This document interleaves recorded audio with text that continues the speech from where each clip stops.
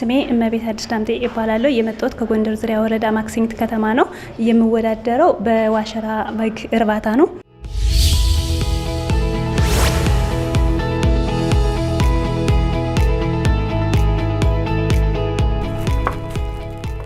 የፈጠራ ሀሳቤ በአካባቢያችን ካሉት የበግ ዝርያዎች የተሻሻሉ የዋሸራ በጎችን በማርባት ነው።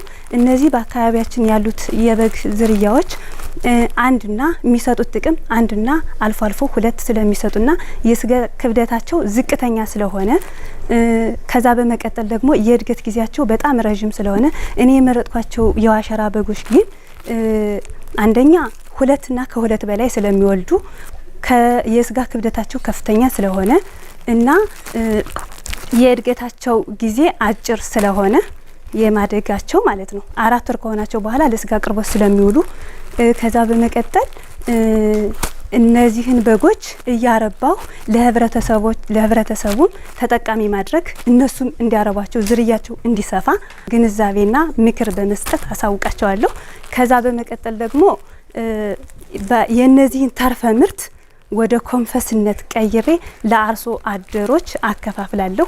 ለሌሎችም የስራ እድል እፈጥራለሁ። እሱ ያስያት ነገር ምንድነው? ኮንፈስ ናት።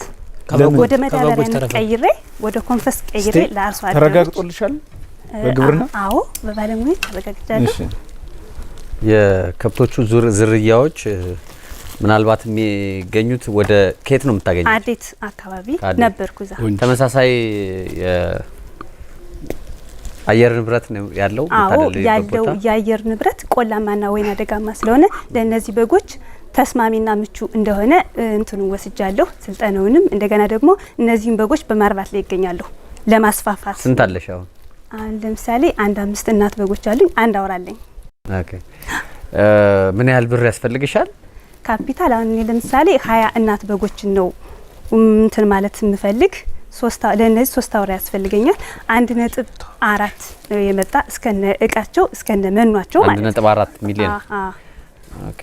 መኗቸው እንደው መንታም ከዛም በላይ ይወልዳሉ ማለት ነው። ሁለትና ከሁለት በላይ ስለሚወልዱ ባለውበት አካባቢ ግን እንዴት ትመርጫቸዋለሽ እንደዛ የሚወልዱትን ሴቶች? ያው እንግዲህ ኢንቨስትመንት እስከሆነ ድረስ አንደኛ ልምዱ ስላለኝ በዚህ አካባቢ ስለነበርኩኝ ልምዱ ስላለኝ ከቤተሰብ ትንሽ አካፊ ልምዱን። እሺ፣ እነዚህ በጎች የሚታወቁት ገና ልጅ የመሆንና እንደገና ደግሞ ዝርያቸው ጀርባቸው ሰፋ ያለ ጀርባቸው ሰፋ ብሎ ቁመታቸው ረዘም ያለ ነው። ስለዚህ ሽንጣቸው ሰፋ ያለ ማለት ነው። እነዛ ሁለትና ከሁለት በላይ ነው የሚይዙ። በጣም ጥሩ ነው ማለት ስራው ውስጥ እንዳለሽ ያየሁት ከትምህርት ልምድ ይበልጣል። እና እንዴት እንደመረጥሻቸው የወተት ላሞች የሚመረጡበትና ብሪዶች ደግሞ እነዚህ ፈርቲሊቲ የሚባሉ ወይም ደግሞ ሁለትና ከዚያ በላይ ግልገል ሊወልዱ የሚችሉ በጎች መምረጫ ስልታቸውን በደንብ ነው ያወቅሽው። እና ጥሩ ነው። እነዚህ ዝርያዎች ያው በዛኛው አካባቢ ያሉት የስጋ ክብደታቸው በጣም ዝቅተኛ ስለሆነ መኖ እንጂ መኖ ገለባ ደፈጫው እንዴት ነው ትሪት የምታረጊ? የላመ መሆን አለበት። በምን መልኩ ያው ያንን በምን ሳምፕል ላመጣ ነበር። ምክንያቱም ገለባን ፈጭተው ወደ ምግብ ለመቀየርና አልፋልፋን ወይም ዴዝሞዲየምን ወይም ኢሌፋንት ግራስን ፈጭተው ወደ ምግብነት የሚቀይሩበት ምራቅ ለማመንጨት የገለባን ለማርጠብ ኢን ሚሊየንስ አድሬናል ግላንድ ውስጥ ያለውን ነገር ማመንጨት ይጠበቅባቸዋል። ውሃውንና በፋብሪካ የተመጣጠኑ ምግቦችን አብሬ በመቀላቀል ማለት ነው። ጥሩ ጎበዝ። ያ በጣም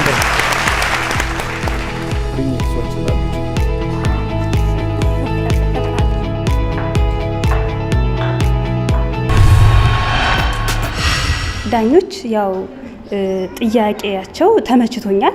ለራሴ ለነገ ሌላ ነገር በዚህ ተምሬ ከዚህ ደግሞ የተሻለ አድርጌ እንዳቀርብ አግዞኛል።